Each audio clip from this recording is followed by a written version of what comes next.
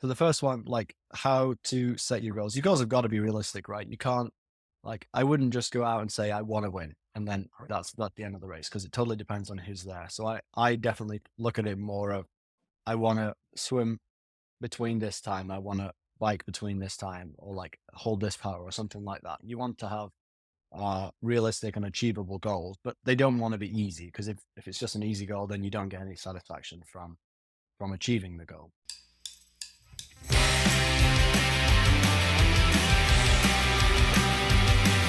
Hello, and welcome to the January 24th, 2025 edition of the TriDoc podcast.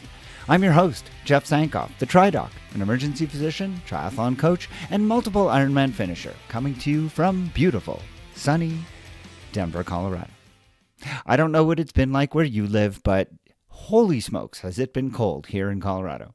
I'm talking like Montreal cold. I had to bust out my Canuck coat that I brought with me from the Great White North, and thank goodness that I did bring it. I might not have to wear it that often, but this past week when temperatures hit south of minus 20 degrees Fahrenheit, I was very glad to have it. Secured in its big, poofy comfort, I was ready to brave any conditions, though to be honest, I have spent most of my time indoors. I was not willingly going to venture out there and take on those temperatures and that wind chill voluntarily if I didn't have to. The boy, of course, remained undeterred. He was out there skiing on the weekend and then running every other day. In his words, quote, "It has to be colder and darker than this for me to run on the treadmill," end quote. I remain endlessly impressed at his youthful enthusiasm and apparently also his ability to maintain his core temperature at a higher level than mine. What about you? If you were afflicted by this Arctic blast, how have you managed? Did you retreat to the comforts of your pain cave, or did you forsake the furnace and head outside in spite of the wind chill? Let me know by leaving a comment in the Facebook group for the podcast. I know that I won't be the only one who's interested in hearing how you survived. On the last episode, I mentioned in the monologue the impact that a certain coaching company with a name that sounds a lot like this podcast has been having on triathlon coaching businesses. I opined at the time that I felt that while artificial intelligence is an emerging technology with a lot of promise, I remain skeptical of its ability to replace a real, live, emotionally intelligent coach.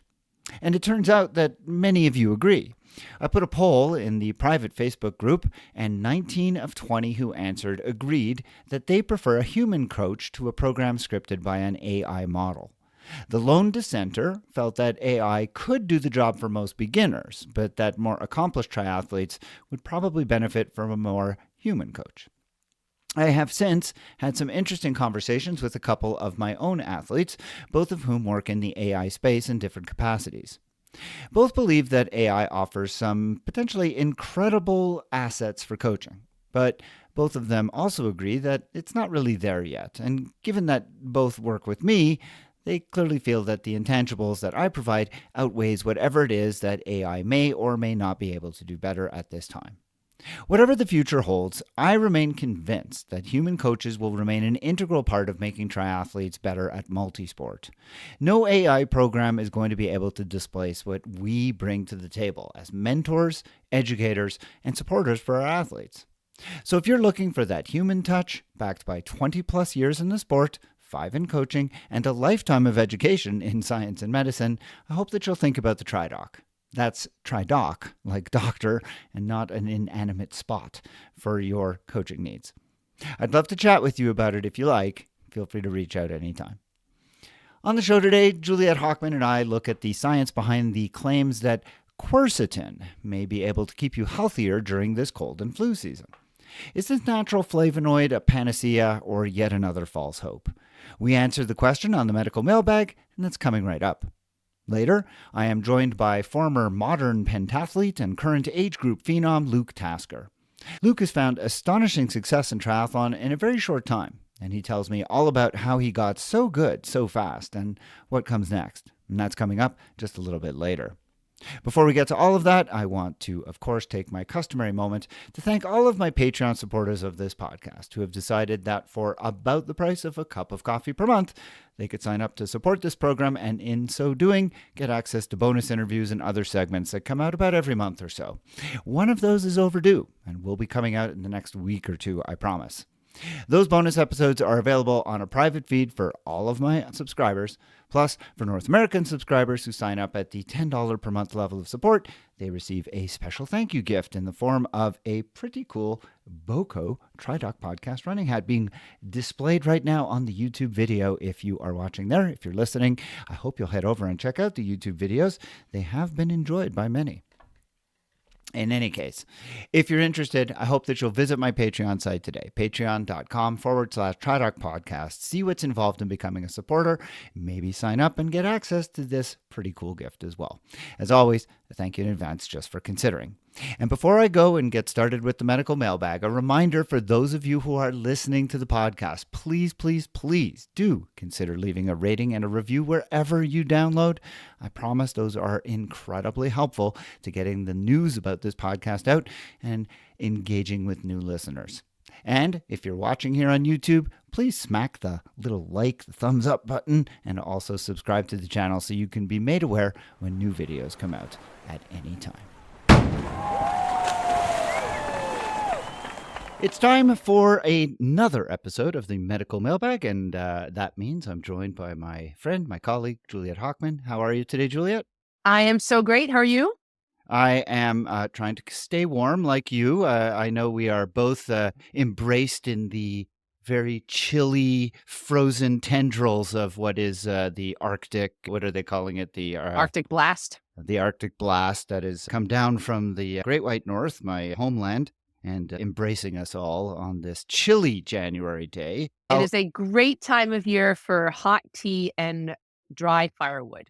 Yeah, and unfortunately, everybody's going to be training on their treadmills like I was yesterday for a long run indoors. And of course, trying to avoid the dreaded illnesses of winter, which is timely because we're going to be talking about something that can help with that. What is the question that was sent in through the TriDoc podcast Facebook group for? This question could not be better timed, and it comes to us from Daniel Frings, who is part of the TriDoc Facebook group.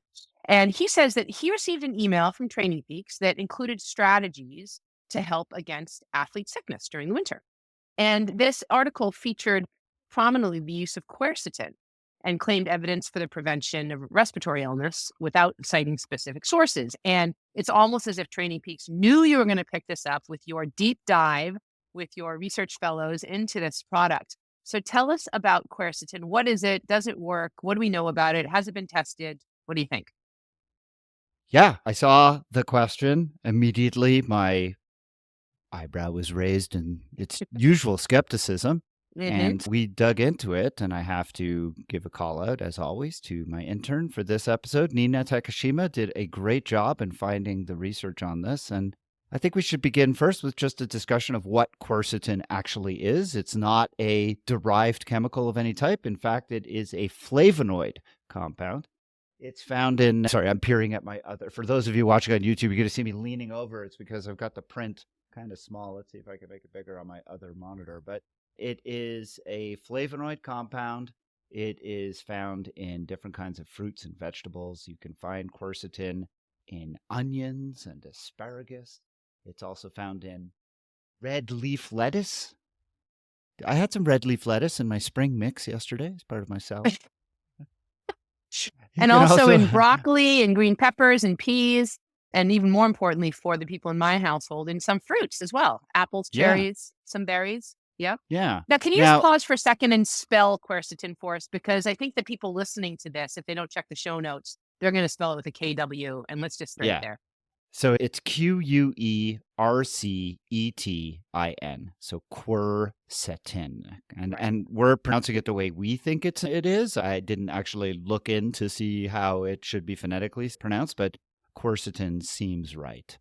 So flavonoid compounds are something we have discussed before when we've talked about derivatives from different kinds of fruits, cherry juice, the blackcurrant from New Zealand, as well as even I'm trying to remember what the pine extract was. But all of these things contain these chemicals called flavonoids, and flavonoids are an organic compound, lots of double bonds. They tend to be free radical scavengers, etc. But this particular flavonoid, quercetin, is also got some interesting properties. In test tube tests, I'm not sure exactly what led to these kind of in vitro studies. But when they've looked at in vitro studies using different kind of upper respiratory type of viruses like adenovirus, as well as herpes simplex virus, HSV1, they were able to show that the use of flavonoids, quercetin in particular, in very large concentrations, actually inhibited the ability of these viral particles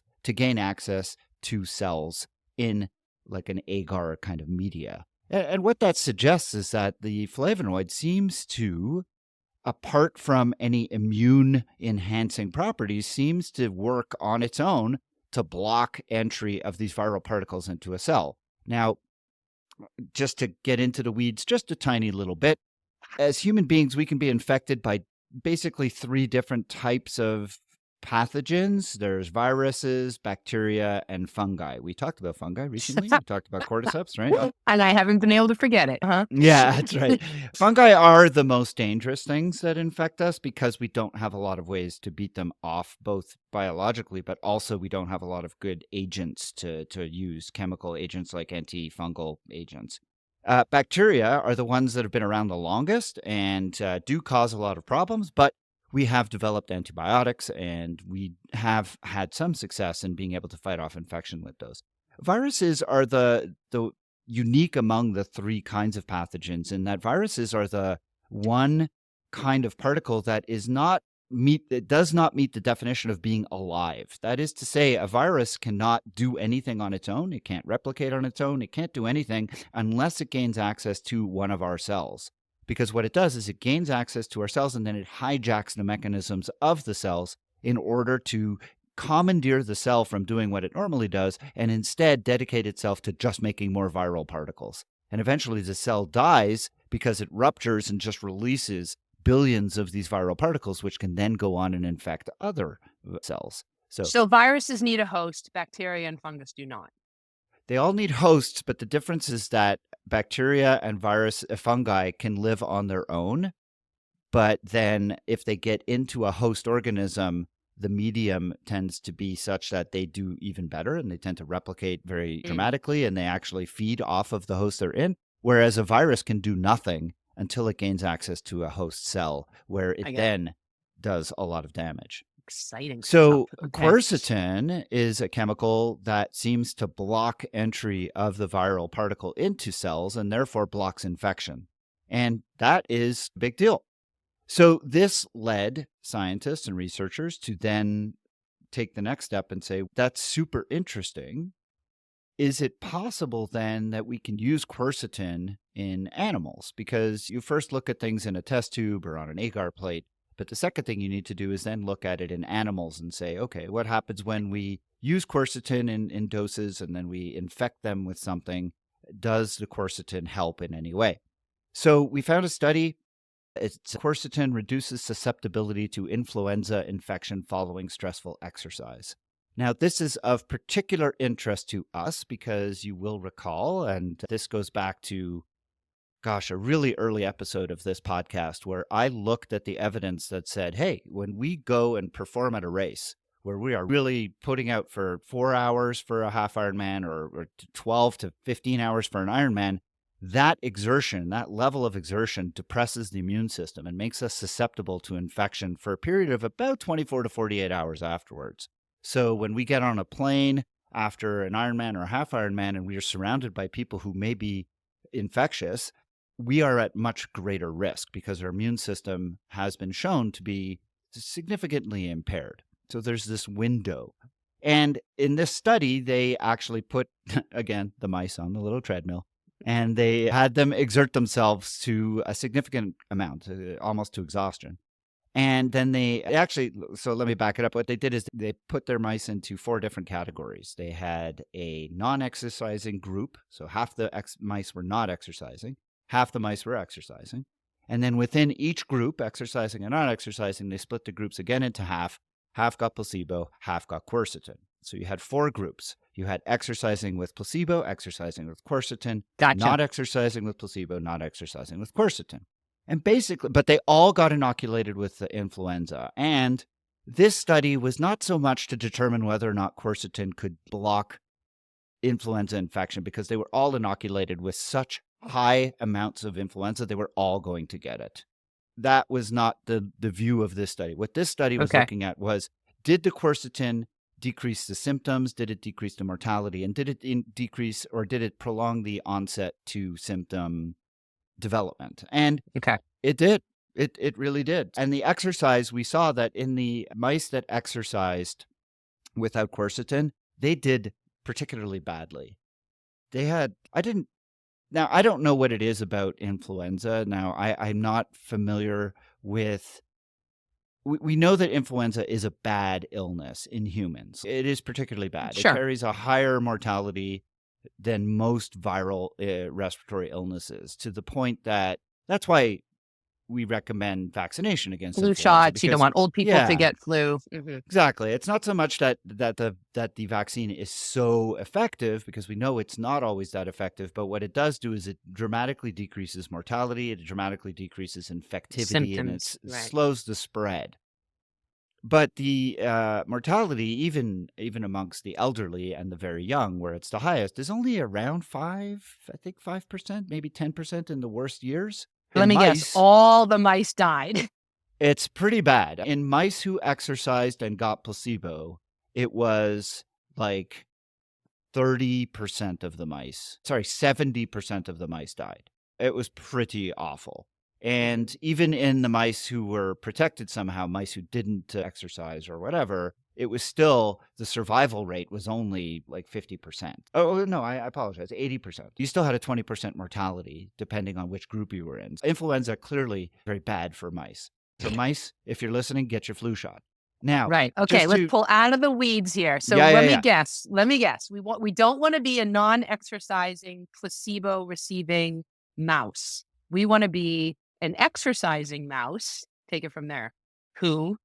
You want to be getting quercetin, and you want to be, it doesn't matter if you're exercising or not, because if you were in the control group and got quercetin, you did the best. If you were exercising and got quercetin, you did the second best. The placebo groups, whether they were not exercising or exercising, did the worst. They did the worst in terms of mortality. They did the worst in terms of onset of symptoms. And they did the worst in terms of the severity of symptoms. Although it wasn't totally clear to us. It was funny. They scored the symptoms in the mice, but I'm not really sure how it's not like you can have mice do a questionnaire. So they obviously had a way. They must have had a way of doing that, but it wasn't clear to us how they did it. But the long and the short of it was that quercetin had some pretty impressive effects on doing what it did. Now, I mentioned before that in vitro studies, so test tube studies, showed that quercetin blocked virus entry. But clearly, that wasn't the case here, because all of the mice were getting infected. So there must have been, the researchers posited, there must also be some direct antiviral activities once the virus actually infects the cells, which is an additional property of quercetin, which is pretty interesting. So let's move on to another study. This one is quercetin reduces illness but not immune perturbations after intensive exercise. So this is a study on people, cyclists, and what they did is they gave them 3 weeks of 1,000 milligrams of quercetin. They compared these cyclists to people who got placebo, and they looked at how often, they didn't inoculate them, they were doing this during the high respiratory illness season, February to March, and they looked at how often did they get sick, and if they got sick, they measured their blood tests to see what was going on in their blood. And they found a couple of really interesting things. The first thing is that the rates of illness were dramatically different. 5% in those who received quercetin, 45% during those who did not. And that's astonishing. That's a huge difference. And this is all viral infections, like anything Correct. that these people might have come across. Okay. Yeah, anything that might, and this is generally just a cold. So a Sure, dramatic decrease in a cold because of a significant protective effect of quercetin. And then the other thing they found is that their immune function, as measured by various different metrics in the bloodstream, didn't change. So the quercetin seemed to be having that previously commented upon effect of just blocking entry of the virus into the cells and then doing something, if the virus did get into the cell, doing something to decrease the ability of the virus to do anything, which is, again, super, super interesting. And then the last of the studies that I wanted to comment on, because this was particularly interesting, this was quercetin supplementation and upper respiratory tract infection, a randomized community clinical trial. Now, this was a very well-designed trial in that it was double-blinded randomized, which means they had a large number of people. Nobody knew what they were getting, neither the researchers nor the people involved. And what they found was they gave quercetin in 500 or 1,000 milligram per day over 12 weeks. And they supplemented as well with vitamin C or niacin. And I'm just going to come right out and say just quickly that previous studies have never shown vitamin C or niacin to be effective. And this study also found that the addition of vitamin C or niacin had no impact. So all of you vitamin C users, you can stop. It's not doing anything, at least for colds. It will help you get scurvy, against getting scurvy, though. So, I digress again. Yes. So the long and the short of this study, because I don't want to get into the real nitty-gritty of it, was they found that quercetin, again, was helpful, but only for those people in this study who self-identified as physically fit. Isn't that interesting? Yeah. I'm not 100% sure what's going on here. It's very interesting, though, but it suggests to me that we know that the immune system is depressed when we do extensive or intense exercise. And quercetin seems to have some impact on blocking viral particle entry.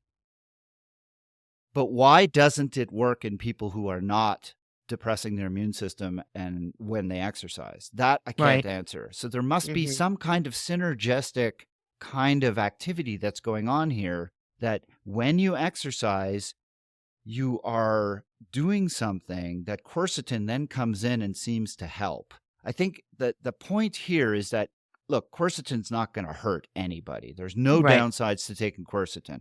But the benefits, for whatever reason, seem to be restricted to those people who are athletic and are exerting themselves at a high level during upper respiratory tract infection season, which I find fascinating and I don't have a great explanation for, and we could not find any explanation for. Sean, a couple of follow-up questions here, which may be relevant for our age group athlete audience. So it seems, and maybe I'm splitting hairs here, it's not so much that quercetin is the bricks and mortar that is making a healthier immune system. It's not building a bigger wall. It's more like quercetin is this big burly guy at the gate with a shield who's fighting off infections or diminishes and almost like wounding the virus before it can enter. Is that right? Is that sort of a good metaphor? I think it's a good metaphor. You could also think of it as a moat or something, just preventing the virus from getting across the moat. But the thing that I can't explain is why it only seems to be efficacious for athletes and not so much for non-athletes. But given that our audience is mostly athletes, this is helpful. And then I guess my second question, follow-up question is, you have children who are in the school system and they are bringing home bugs, right? That's the nature of the beast. And if you have even younger children who are in daycare, it's triply worse, right? Because they're bringing home all these bugs that you haven't seen in ages. So everybody's getting ill.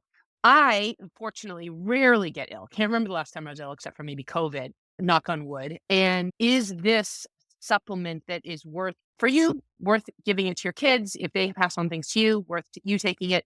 For someone like me who is fortunate not to be in that situation and not as exposed to bugs, is it worth it for me to take, do you think? That's a great question. As always, it comes a little bit down to cost benefit. This is not a particularly expensive supplement. We did a search online. We found that quercetin is widely available. You do have to be a little bit careful about where you get it in terms of what the dose is. For example, I was on a website that is very well known to listeners that markets itself as the one-stop shop for athletes. They have, I'm not going to name it, but I think you know what I'm talking about. They have a single supplement of quercetin on their website, which retails at about $40 for 60 capsules, but it only contains 250 milligrams of quercetin per capsule. And the recommended dose in all of the studies we found is about 1,000 milligrams. So you need to be taking, that would mean you'd need to take 4 of those capsules. So for $40, you're only going to get through about 10 days. Okay, now most let of me the stop. places. Yep. Yeah, go ahead. I'm looking at Amazon right now, and there's 4 pages of quercetin on Amazon. There's Right. so many different brands, and most of these come in 500 milligram capsules, and they do range in price a little bit, but a lot of them contain something called hold on a second, I just saw it. Bromelain. A lot of them have bromelain. A lot of them are also doubling up with, as you said, vitamin C, niacin, zinc. Do you know anything about if we should be buying this as a compound, or does it not matter? As long I as it's don't know that 500 it matters. I milligrams. didn't look at Okay. any of the other stuff. Honestly, the Okay. only thing I'm interested in is the quercetin, and you want to be Mhm. taking 1,000 milligrams a day if you are going Got to it. take it, which Okay. gets to the other part of your question, which is should we be taking it? Now, at 500 milligram capsule, about $40 for 60 capsules. That means you're spending $40 a month to get 1,000 milligrams a day. That's not Mhm. so bad. At Mhm. least I don't think it's so bad, especially if it Mhm. means that I'm significantly less likely to get a cold. Now, you mentioned the situation you're in and whether or not this applies to everybody or not. Catching a cold at this time, the respiratory tract infection season, is going to be very much dependent on your living situation and what you do for Mhm. work, et cetera, et cetera. We know that the reason we get more colds in the wintertime is because we spend more time indoors in close proximity to other people. And so there's just a higher likelihood of infectiousness. And Right. if you have school age kids, they're getting colds at school because they're in close proximity. The windows are all closed, everybody's touching things. And so you're just going to be surrounded by viruses the entire winter. So, yeah, I think it does depend a little bit on your situation. Clearly, for you, you're not exposed a lot. The benefit of this is not going to be nearly as much as it is for me with 2 high schoolers who are constantly bringing Right. home stuff. I will say I'm thinking about this for my high schoolers. They're both athletes. They're both working at very high level pretty much all week long. They both hate getting colds. They are continuously washing their hands. They're hand sanitizing all day long because they hate being sick because it puts them out of their practice. They don't like it. And so I'm going to start giving them the option to take this stuff. And I will probably start taking it as well because I don't want to get sick. And I generally tend to get less sick because I've been exposed to so much throughout my career. But still, I don't want to catch anything if I don't have to. Sure. So this might be something. Now, my wife is not as much athletic as we are. So she's unlikely to benefit from this like we are. So for her, Interesting. it might not make sense. Again, Right. not going to hurt. So if she wants to take it, I'm not going to stop her. And I think then it becomes, like you said, I think it's a question for everybody to consider whether or not it's appropriate for them. I don't think it's inappropriate for anybody. It's a natural compound. It's not going to do any harm. It's just a question of the cost. I wouldn't take this all year long because your risk of upper respiratory tract infections is highest generally between October and March. Right. Outside of those months, it falls way off. Are you going to get sick outside of those months? Sure. But it's much, much less common. Right. And for people within October and March, then they need to consider if you, Juliet, you tend to almost never catch anything because you're just not exposed. You don't have kids in the house. Right. Your husband works at home. You work from Mhm. probably not as important. But for someone who's in a situation like mine, their kids are in school, they're bringing home things, might be something to consider. And I certainly would say that this is something that I would recommend at this point for people in that situation. Yeah, and I would really encourage you to get on over to Amazon because it's really affordable looking just at these prices right here at 1,000-gram capsules, 240 capsules, $30. Yeah, Jeff, will be really interested if you do start to give this to your kids and possibly take it yourself if you see any benefit in the next, 60 days, I guess, that we have left in this particularly heightened viral season. And we will have to get a report back from you on whether you thought it was Yeah, effective. yeah. It's always hard with anecdote, but still anecdote does count for something. I Sure, do sure. wanna finish with just one last thing because we've Yeah. talked about flavonoids in tart cherry juice. We've talked about it in other things. And when we talked about tart cherry juice, we did not talk about its potential in this regard in terms Hmm. of stopping viral infections, but we did talk about its other Yes. actions in enhancing Anti-inflammatories. exactly. So there is a study here, Quercetin in Sports and Exercise Review, that looks at whether or not quercetin has been shown to possess any of these antioxidant things, any of these recovery or performance enhancing kinds of properties, and it did not.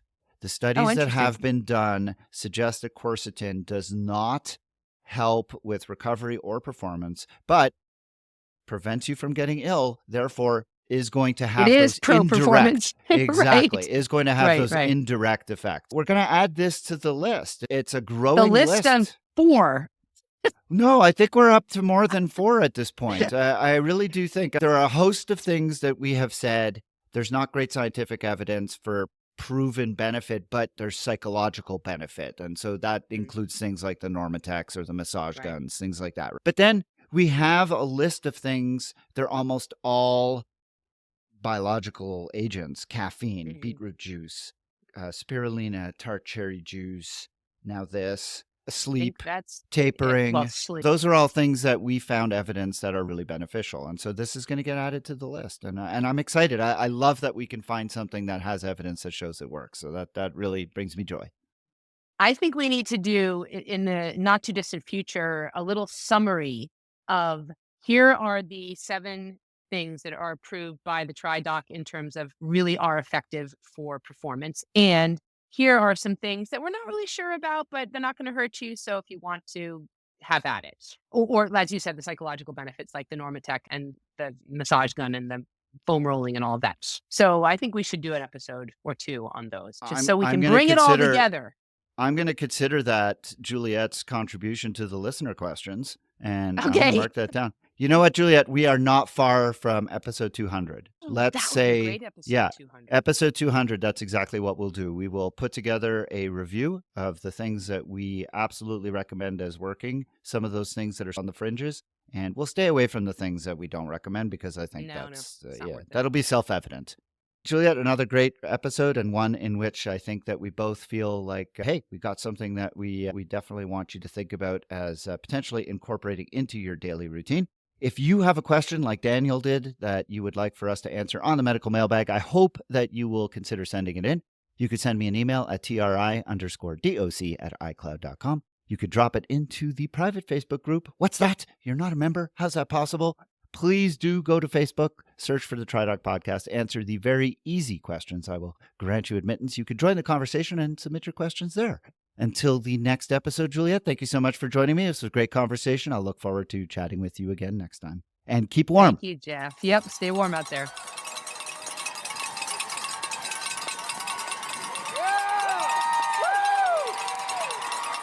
My guest on the podcast today is top age group competitor Luke Tasker. Luke originally hails from the United Kingdom, where he competed in modern pentathlon professionally for 6 years. That's the first time I've ever said that about a guest on this program. Before he took up rowing, and he did this not in the way you might expect, but rather he rowed around the United Kingdom for charity with 3 friends, raising almost $50,000. He then went to Canada for a ski season, which turned into multiple ski seasons, mixed with tree planting seasons, where he met his future, now current wife.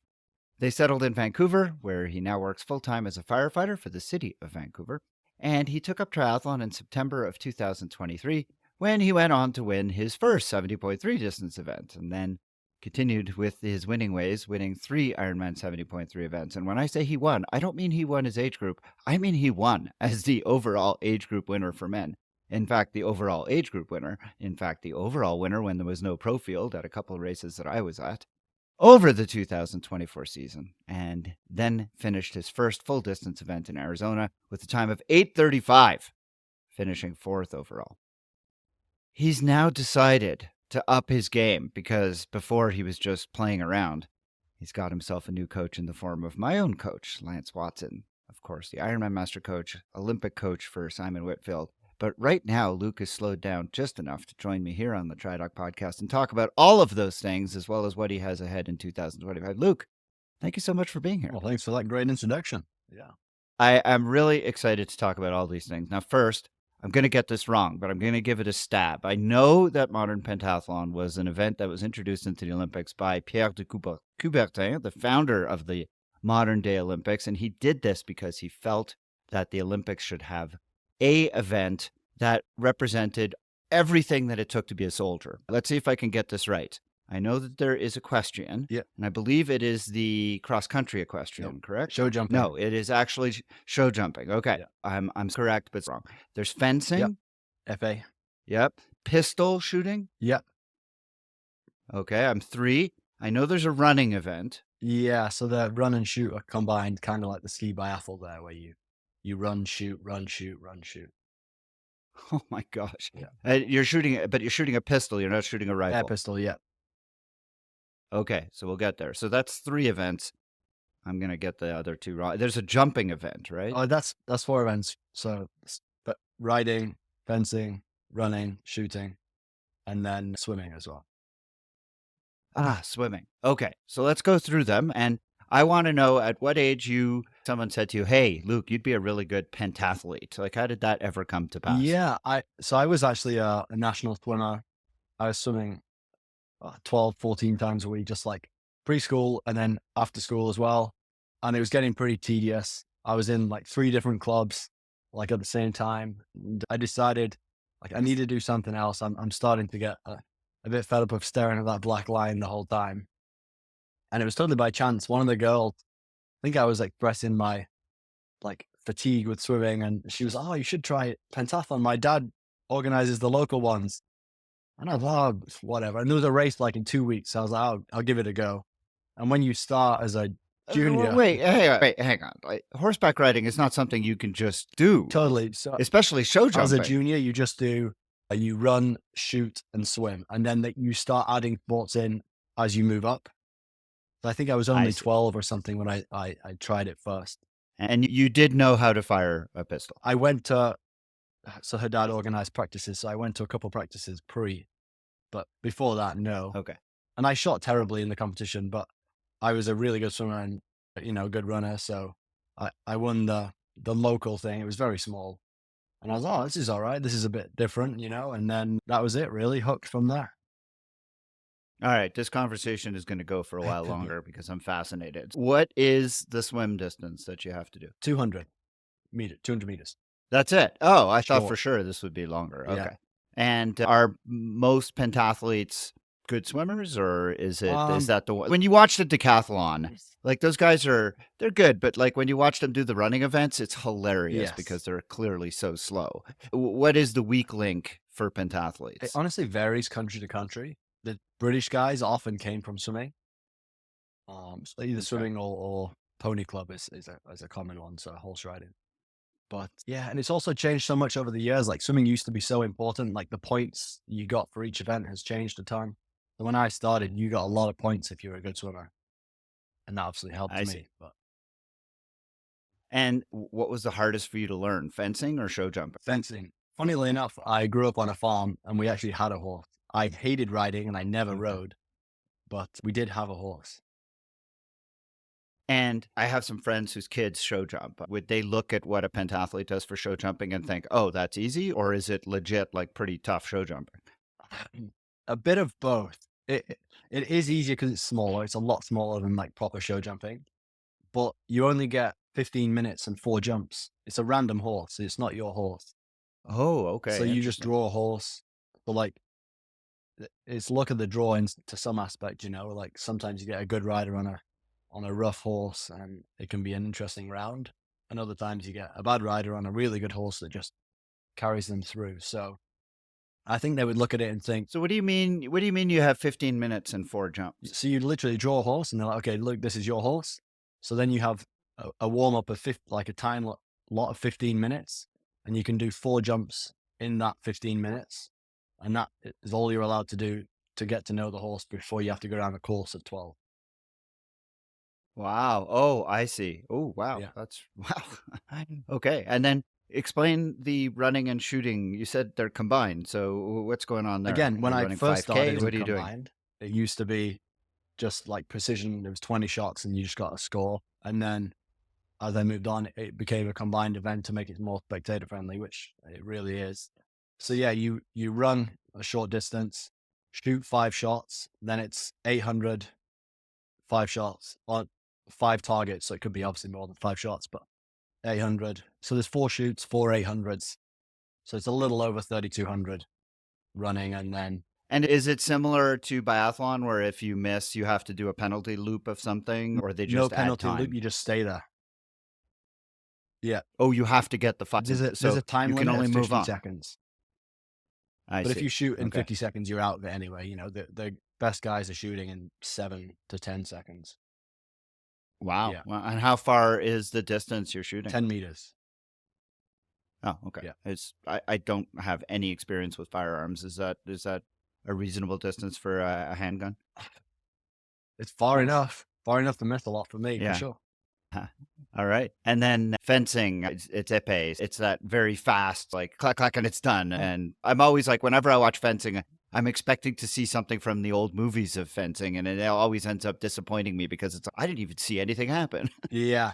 The épée is like you actually have to, there's a little compressible tip on the end of the sword that has to go like into the person, whereas, foil and saber is more of like a slashing motion. So it's has to be like a forward jab, but anywhere on the body counts.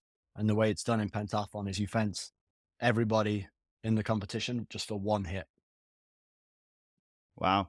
Yeah. Wow. That's fascinating. So you said you were a professional. So what does that mean? You were earning your keep doing this? Yeah, I was paid, so I was Team GB. It's not like any real professional sport where you're living a luxurious life. I was making a bare minimum, but it was a great life nonetheless. You get to travel a lot, and And were you ever an Olympic contender or I no, not I really? didn't make the games. I was the Olympic training partner for the guys in what would that be, Rio. So I did the training camp with them pre-games and stuff, but after that, I stepped away. All right. So help orient us here. How old are you now, Luke? I'm 30.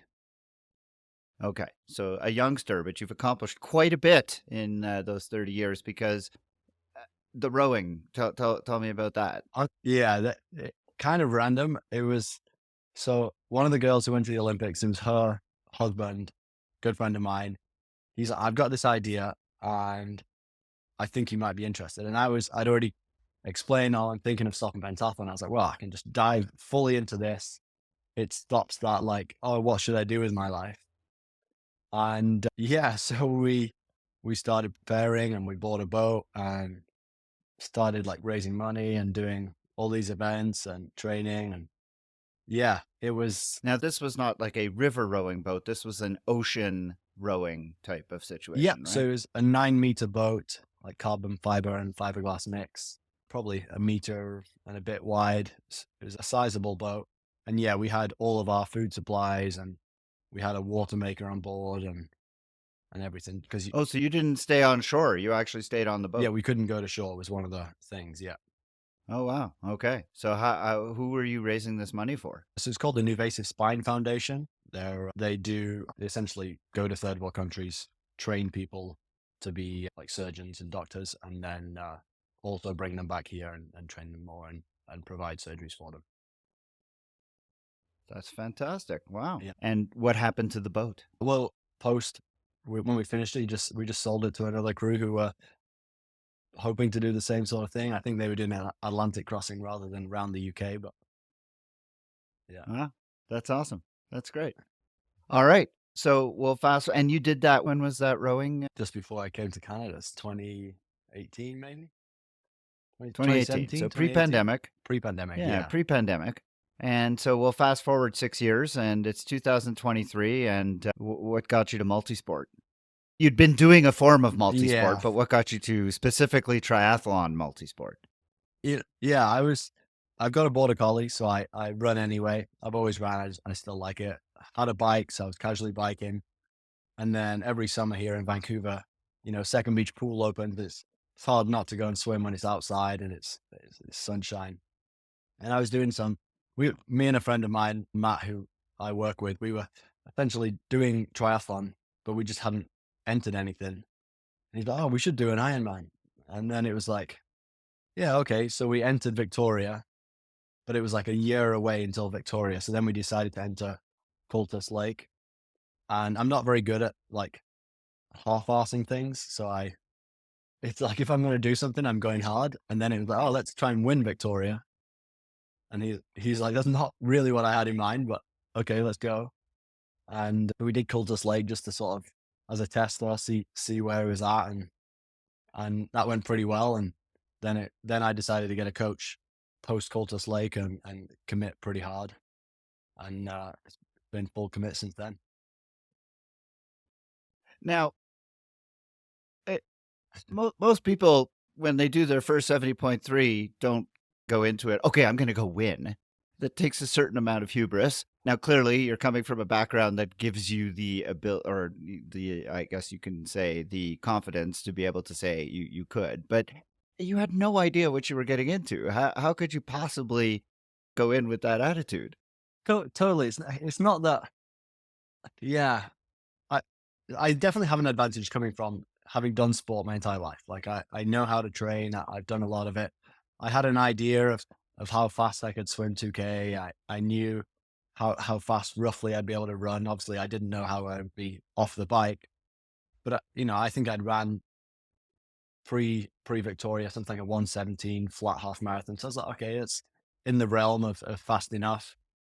And then the bike was the big unknown. It was just kind of go hard and sort of see what happens. So yeah, I understand it. It's definitely a weird thing, and I spend my you go on the results and you go on Try Calculator. It's one of my most used apps, and you're like, oh, I think if I can do this, like it should be winnable. And yeah, and I didn't know, am I delusional? Is this realistic? I definitely had those same thoughts, but yeah, I guess it panned out. So Yeah, it did. What would you have done if you hadn't won? If it had gone, I work with athletes and I have athletes who come to me for their first triathlon and they're like, oh, I'm going to do X. And I'm like, yeah, that's a really nice goal, but maybe we might want to temper the enthusiasm until you've done one and see what it's all about. yeah. What would have happened, do you think, if it had been maybe a little harder than you ended up having it be? Well, I guess I did Cultus Lake was like my Tesla, and the run was super hard in Colton. Like my legs were dead after the bike. I still managed to hold on. It's a much lower standard, obviously. There's only like 30 people or something in it. But so I had an idea of where I'd be able to do. If I hadn't have won, I'd have just been, like I just did Arizona and came fourth and couldn't be less satisfied, right? Like it just leaves a hole. You want to go harder. So it would have just been, okay, I need to do this, or I need to run faster. I need to put more power down on the bike, whatever it would be. Did you take a slot for Nice? I did not. I haven't taken any of my You slots. did not. No, Oh, you haven't taken any. You're just content to win and be done at that level for now. I was. I'm now gung ho on Marbella at the end of the year. I just need to get my. Okay. I need to get my slot in Oceanside. Okay. All right. Tell me about the 2024 season because we met at a couple events. You Yep. were, I think you were at Oregon. I was, right? yeah.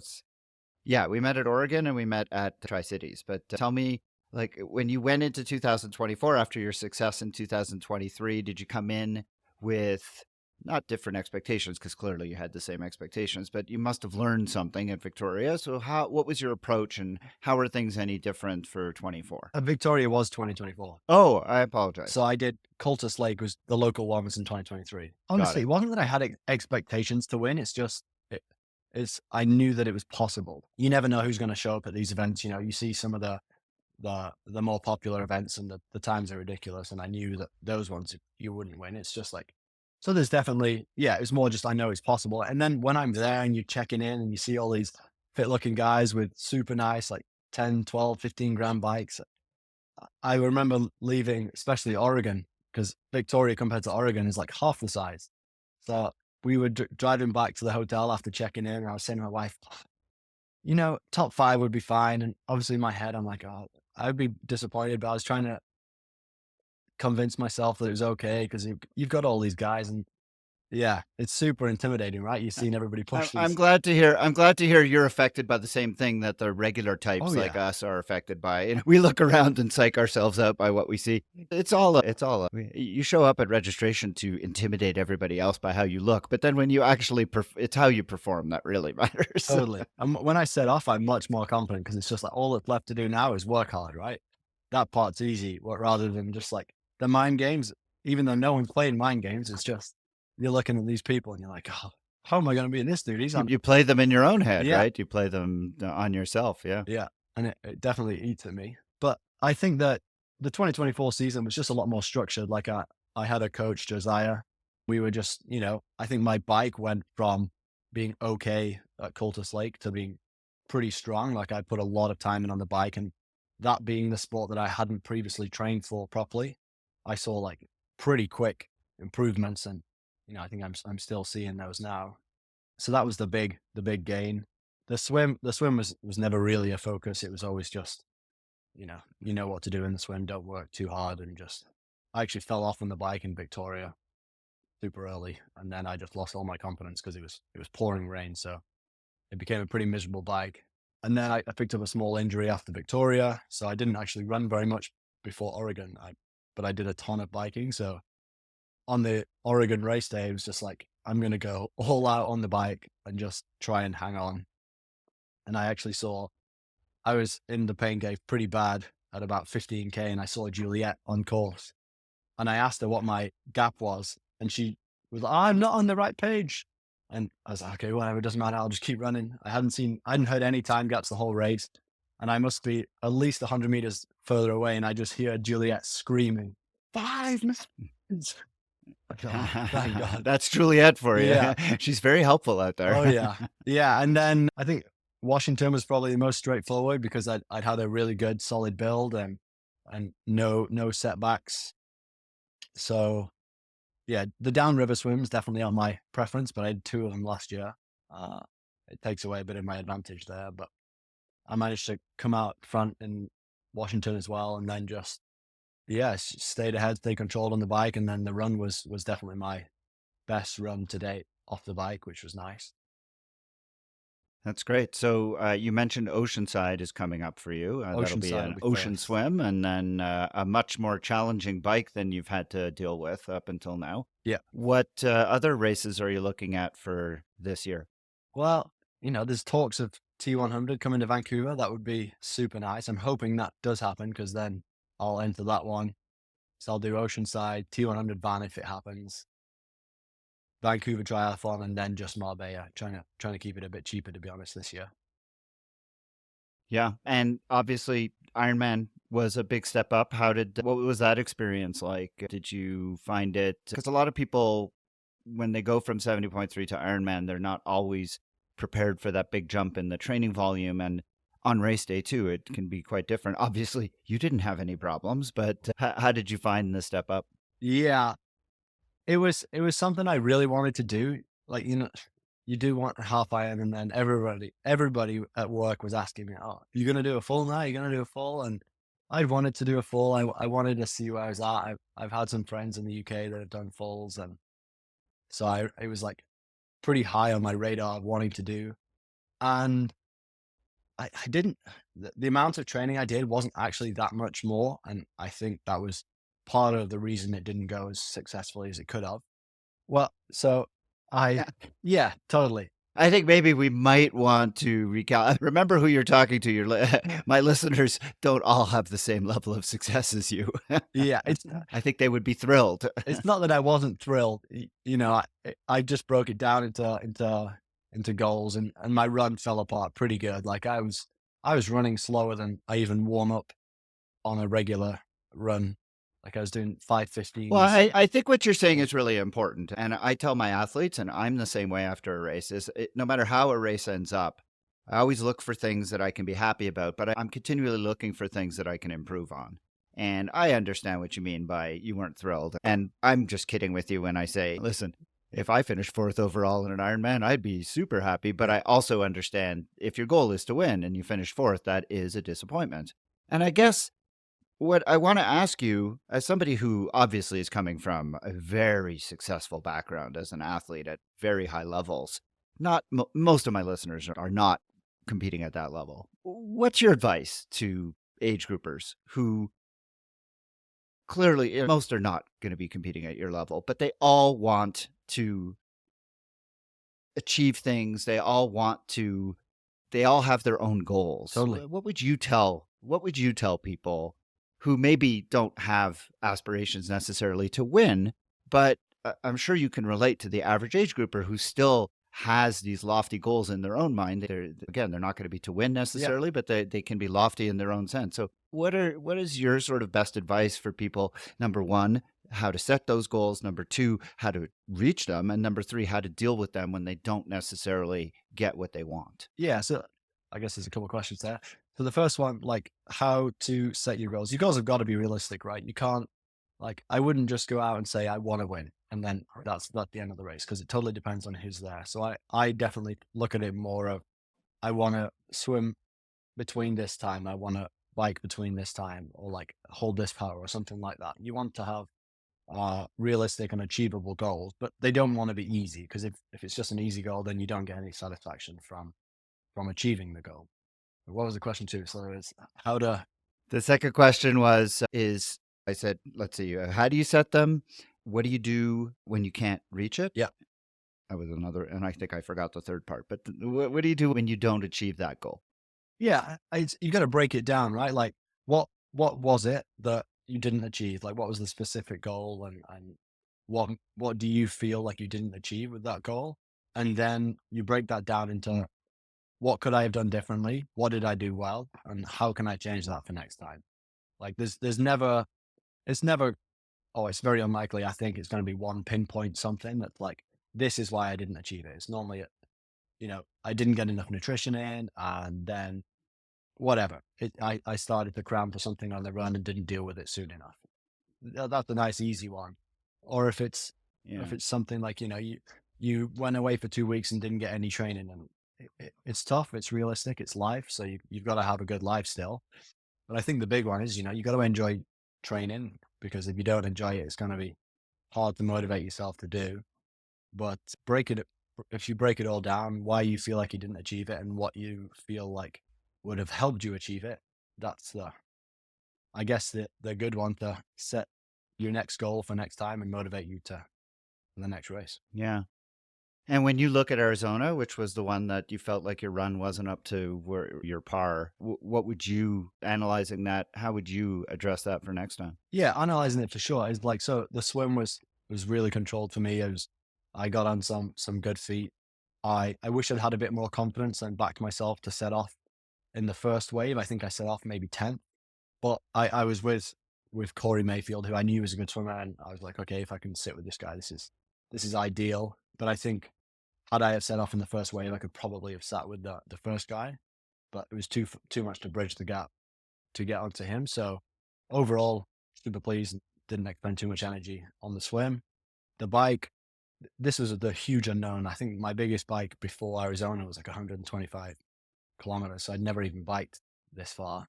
So I knew, like, I'd spoke to like Rachel McBride, who's a pro triathlete in Vancouver. They train around here. So I really wanted to, I picked her brain, and she said the first hour has got to be easy on the bike. So that was honestly my main goal, was push enough power to be hard to catch, but don't expend yourself in this first hour, because you've got 180 kilometers to ride. So the ride, honestly, overall, like, I have nothing to complain about. It was pretty much as good as I could have asked for. I struggled a bit with nutrition. I was on antibiotics because I had strep throat the week before, but yeah, that's nothing that, again, that's just life. It just happens. That's a big one, though. I've talked on this podcast about how antibiotics can really impact your microbiome and can really affect your ability to take in nutrition, and affects your ability to perform in endurance. So that alone could have been an explanation for why you didn't run as well as you hoped. Yeah, I could not stop peeing on the bike. I couldn't keep my liquids in, and that was new to me. Could have been the heat of Arizona, could have been the antibiotics, but either way, the bike was solid. I was super pleased with how I biked. And again, I don't think I expelled too much energy. Obviously, you're working super hard and you're tired, but I think I was at a nice point of control. And then I came off on the run, and I was surprised how okay I felt setting off. And I was like, I had my goal pace of 4:05, and I set off at 4:05. Didn't feel too hard. And I was like, great, just sit here. If you get caught, like, I knew Corey was a lightning fast runner, and Zach was already 5 or 6 minutes ahead. So I didn't think I was going to catch him. But it was just like, hold the pace and just, make your way through the marathon. And then it was maybe 12K in or something. It was like 4:05, 4:15, but no change in heart rate. It just felt harder. Then 4:30s, again, no change in heart rate. Then 4:45s, 5 minutes, 5:15s. I was just, Yeah, deep in the pain cave. Wow, you sound like a lot of our first-time Ironman runners who 100%. struggle with that. And I should clarify for listeners, he's talking about minutes per kilometer. When Yes. he says 4:05, he's talking about minutes per kilometer, which is about a 7, I think that's 6:50 pace, I think. No, I it's have no idea. it's 6, yeah, it's around 7 minutes per mile. Yeah. Yeah, and so it Yeah. it pretty quickly went down, and then, I had my wife was there, and my parents-in-law were there, and I got pretty emotional. I was like, "I'm letting everyone down. They're all here." And I said this to my wife during the run, and she like jogged alongside me for like maybe 2 minutes and was like, "No, you're doing great. We're all so proud." And then the one thing I was really pleased with is like the last 6K, I managed to pull myself back out of the hole a little bit, and I went from running like 5 minutes back down to sort of 4:30s. So there is positives for sure. I think nutrition is huge. I actually started walking every aid station after my pace went out the window. So I was like, Yeah. I'm just going to walk every aid station, take on as much as I possibly can, and that definitely helped. I would maybe walk every other one from the start or something if I was to do another one, because I think you just have to get so much nutrition in, right? It's crazy. It's just there. Yeah, you know what, that you're the poster child for adapting to dealing with what the day gave you and just making changes on the go and making sure that you got through. And listen, 8:35 is nothing to sneeze at. Yeah. And I'm super pleased for with the walking time. all those aid stations, yeah, that's pretty amazing. That's incredible, Luke. Do you think you'll go back and do another Ironman? I definitely want to do another one. Probably not next year, just because the focus is heavily on Marbella. Yeah. But probably the year afterwards, I might even put my full focus into just All force. right.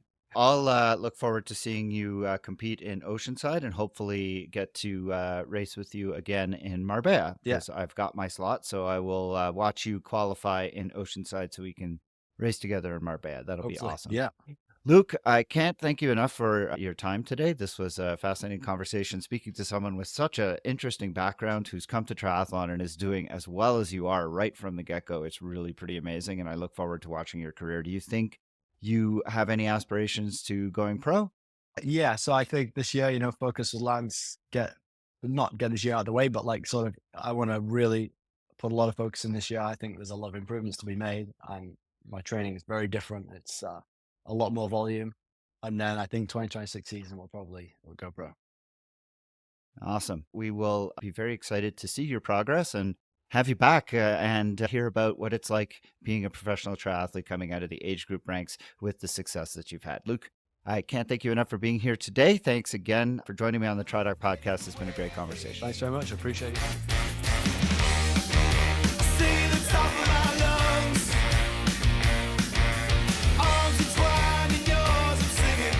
Hi, my name is Justin Rayfield, and I'm a proud Patreon supporter of the TriDoc podcast, the only show that's more addictive than carbs before a long workout. Produced and edited by the one and only Jeff Stankoff, along with this dynamic duo of interns, Cosette Rhodes and Nina Takashima, who are so amazing they make superheroes look like they're on a coffee break. If you're looking for the scoop on all things discussed today, dash over to www.tridocpodcast.com for show notes and a treasure trove of past episodes. Got a burning question that's keeping you up at night? Or maybe just something you're curious about? Fire off an email to Jeff at try_doc@icloud.com. And who knows, your question might just be the star of a future episode. If you're on the hunt for coaching services that'll make you faster than a greased lightning bolt, zip on over to try.coaching.com or lifesportcoaching.com. Trust me, it's like finding a shortcut in a May. You'll thank me later. Lastly, don't just stalk your ex on social media. Follow Jeff too. Catch all the action on the TriDoc Podcast Facebook page, double tap those pics on TriDoc Coaching Instagram, and binge watch the TriDoc Coaching YouTube channel. And hey, why not join the cool kids in the TriDoc Podcast private Facebook group? Just search, click, and you're in. If this podcast tickles your funny bone or pumps up your adrenaline, show some love with a rating and review. Subscribe to never miss out on the fun. If you're feeling extra generous, become a Patreon native podcast at patreon.com/TriDocPodcast. And lastly, I want to give a big shout out to Radio by Empty Hours for the killer intro and outro music, used with a high five and a thank you. Discover them and other indie gems at www.reverbnation.com and support the little guys making big waves. The TriDoc podcast will be back on faster than you can say, is it race day yet? With more medical musings and another chat with the multi-sport maven. Until then, train like a beast and enjoy the podcast.